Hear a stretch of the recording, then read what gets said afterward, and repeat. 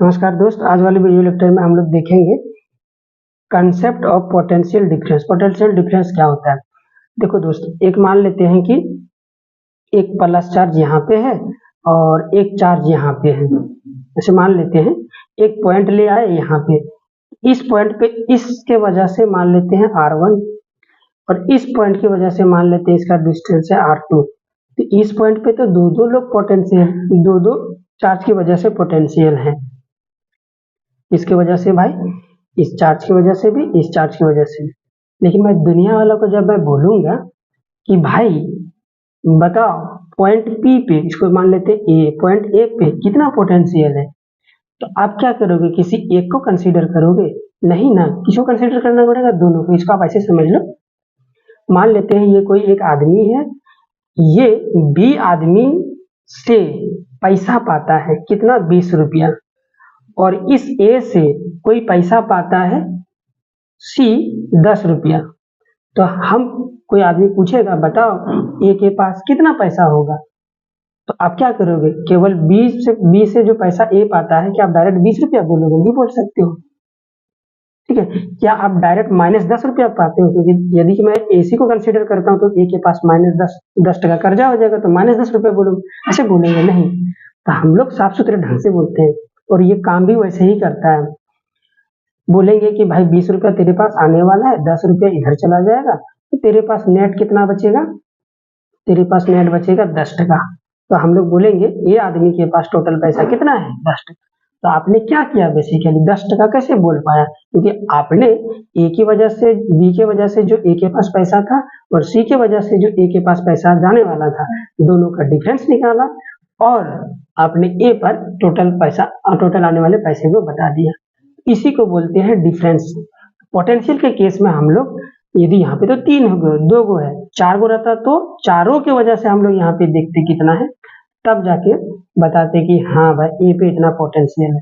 तो बेसिकली ए पॉइंट पे net potential बताने के लिए हमें ये जानना पड़ेगा दोनों का पोटेंशियल में कितना डिफरेंस है, तब उसी को बताएंगे। इसी को बोलते हैं पोटेंशियल डिफरेंस।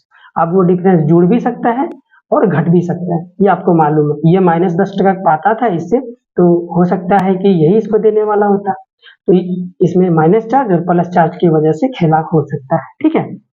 आगे बढ़ते हैं, वही सिंपल कंसेप्ट है यहाँ पे। एक है क्यू चार्ज,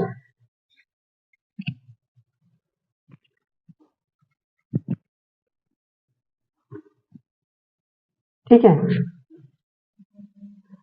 और अच्छा एक ही चार्ज है, कोई बात नहीं, कोई बात नहीं, अलग अलग पॉइंट है। एक पॉइंट है P1 और एक पॉइंट है P2। P1 का डिस्टेंस है R1 और P2 का डिस्टेंस है R2। तो P1 पे कुछ पोटेंशियल होगा, P2 पॉइंट पे कुछ पोटेंशियल होगा। अब इतना हम लोग जरूर जानते हैं कि फॉर्मूला है KQ/R। तो भाई इस पे पोटेंशियल कुछ हो सकता है और इस पे पोटेंशियल कुछ हो सकता है, लेकिन दोनों इक्वल नहीं होगा।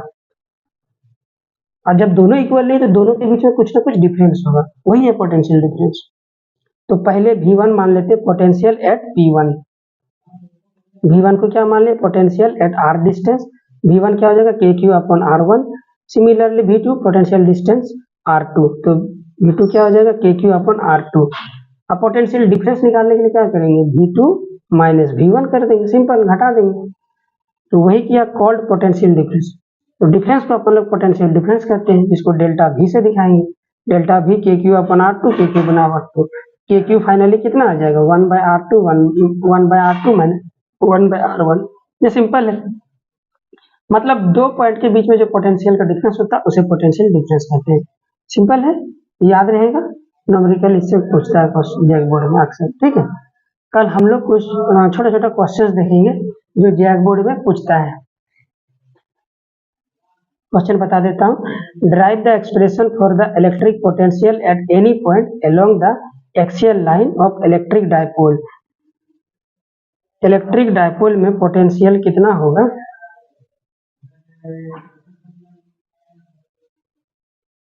वो अपने को याद करना है, ठीक है।